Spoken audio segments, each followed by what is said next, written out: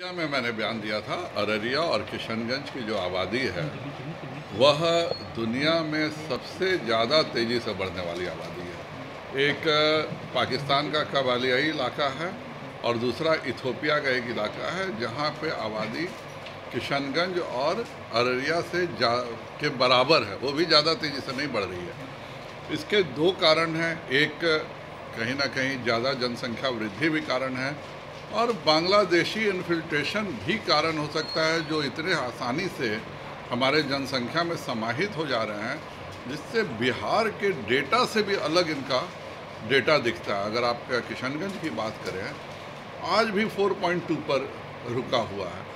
हिंदुस्तान में किसी भी ज़िले की आबादी अगर आप लीजिएगा तो 2-3 जिलों को छोड़ दें तो आज किसी की आबादी 3 पर भी नहीं बढ़ रही है। तो अगर किशनगंज की आबादी 4.2 से बढ़ रही है, हिंदुस्तान में ऐसा तो नहीं है कि किसी एक खास इलाके में ही कुछ खास लोग रहते हैं और बाकी जगह नहीं रहते हैं।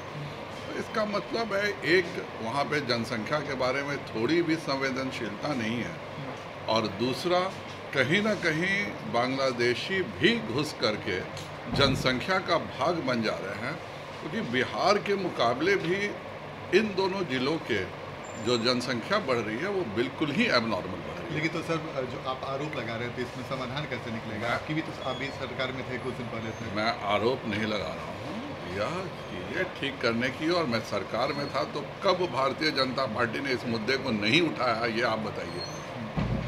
हमारा कौन सा मंत्री है सरकार में रहते हुए जिसने इस बात की चर्चा नहीं की हो? उस इलाके के नीरज सिंह बबलू मंत्री हैं, कौन ऐसा ओकेजन है जब उन्होंने जनसंख्या नियंत्रण पर और जनसंख्या स्थिरीकरण की बात नहीं की हो? सर, आपके विरोधी आरोप लगा रहे हैं कि अमित शाह जी का जो यहाँ पे रैली है, दो रैली पुणे और किशनगंज का, उसके पहले जानबूझ के माहौल को खराब करने की तैयारी की जा रही है। मुझसे पत्रकारों ने सवाल पूछा जनसंख्या पर, तो क्या अगर पत्रकार मुझसे जनसंख्या पर सवाल पूछेंगे तो मैं मुंह बंद कर लूँगा?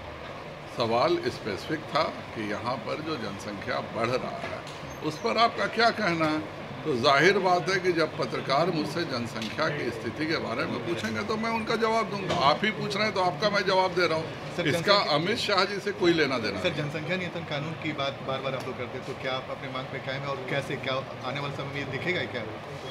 एक तो मैं बात करना चाहूँगा, जनसंख्या नियंत्रण कानून जो है यह कभी भी बहुत सफल नहीं होगा और इसकी आवश्यकता भी हिंदुस्तान में बहुत ज़्यादा नहीं है, क्योंकि हिंदुस्तान में 4 राज्यों को छोड़ करके सभी राज्य जनसंख्या स्थिरीकरण प्राप्त कर चुके हैं। हमारे बगल में पश्चिम बंगाल है, पश्चिम बंगाल में जनसंख्या स्थिरीकरण हो चुका है।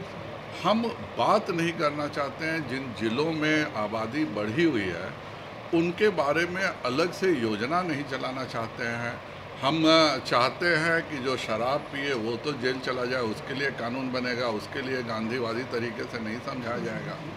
तो इस बात के लिए उनको पूछिए जो हर चीज़ का उपाय कानून मानते हैं। मेरा आज भी मानना है कि इसको प्रोत्साहित करने से, इसकी चर्चा करने से, इसके बारे में परिवारों को समझाने से, इसके बारे में आंगनबाड़ी को सेंसिटिव करने से और बिना किसी कारण के जो रेवड़ियाँ जो कही जाती हैं वह नहीं बांटने से यह चीज़ें कंट्रोल में आ सकती हैं। जनसंख्या वृद्धि अब पूरे भारत की समस्या नहीं रह गई है। आज हर कदम पर हमसे पूछा जाता है, दक्षिण के 4 राज्य जो हैं, कर्नाटक, तमिलनाडु, केरल, आंध्र प्रदेश, भाई हमने जनसंख्या स्थिरीकरण किया तो क्या हमारा यह गुनाह है? किस कारण से महाराष्ट्र को केवल केंद्रीय मदद 28% मिलती है और किस कारण से बिहार को 74% मिलती है? तो हम, बिहार सबसे पिछड़ा राज्य है, इसलिए केंद्र सबसे ज़्यादा अगर मदद किसी को करता है, अगर प्रतिशत में देखें तो हिंदुस्तान में सबसे ज़्यादा किसी राज्य को केंद्र सरकार मदद कर रही है तो वह बिहार को कर रही है। और मैं खुला चैलेंज जदयू को करता हूं कि वो डाटा निकालें और बताएं कि बिहार इतना मदद किसी और प्रदेश को होता है कि नहीं होता है। सर, आप ललन सिंह जो जेडीयू के राष्ट्रीय अध्यक्ष, उन्होंने कहा कि अमित शाह जी जो रैली करने आ रहे हैं तो उन्हीं इलाकों में कर रहे हैं जहाँ पे माहौल खराब होने की आशंका है, जानबूझ के टारगेट किया गया उन्हीं इलाकों को। जगदीशपुर में कुंवर सिंह की जयंती में अमित शाह जी आए थे और पहला उनका कार्यक्रम वहाँ हुआ था, तो इसमें क्या माहौल खराब हुआ था? दिक्कत क्या है कि अगर आपके दिमाग में केवल गलत विचार और गलत सोच हो और आपका दुख जो है वह सब लोग समझते हैं, तो उस दुख के कारण आपने इस पूरा सत्ता परिवर्तन किया है कि एक दुखी, दो दुखी व्यक्ति और एक सुखी व्यक्ति, क्योंकि वह जानते थे कि जब तक हम केंद्र में एनडीए से अलग नहीं होंगे प्रधानमंत्री के उम्मीदवार नहीं हो सकते हैं। बिहार में 40 फीट का पोस्टर लगाएंगे कि बिहार देखा है केंद्र देखेगा। दिल्ली जाते जाते चूँकि वहाँ पे तो 1 दर्जन प्रधानमंत्री उम्मीदवार हैं, गलती से भी आप वहाँ पे एक छोटा सा पोस्टर लगा देंगे कि बिहार देखा तो केंद्र भी देखेगा, तो आप जिनसे आशीर्वाद लेके गए थे उनके कहने से भी कोई विरोधी दल का नेता नहीं मिलता उनके, इसलिए बेचारे बिहार में कुछ बोलते हैं, बिहार में बड़ा सा पोस्टर कुछ लगाते हैं, दिल्ली जाके वो भाषा वो बदलते हैं, हम नहीं बदलते। 25 तारीख को हरियाणा में रैली कर रहे हैं, तमाम लोगों के साथ जो मुलाकात कर रहे हैं, लगता है कुछ फायदा होगा विशेष कुछ फायदा?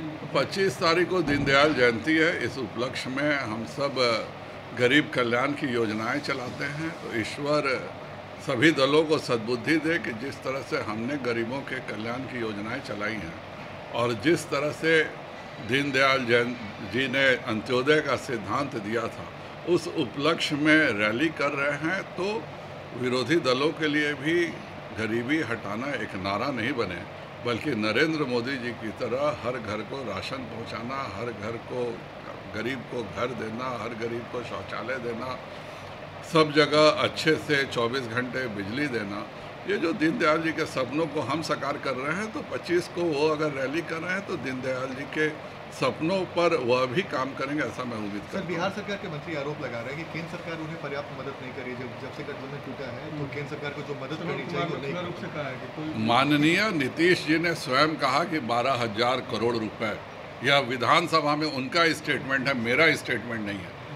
जिस प्रदेश का कुल आमदनी 40,000 करोड़ रुपए हो, वह प्रदेश 12,000 करोड़ रुपए केवल इसलिए छोड़ता है क्योंकि वह केंद्र का योजना के कारण हर पानी टंकी और हर नल में सेंसर लगाना पड़ेगा।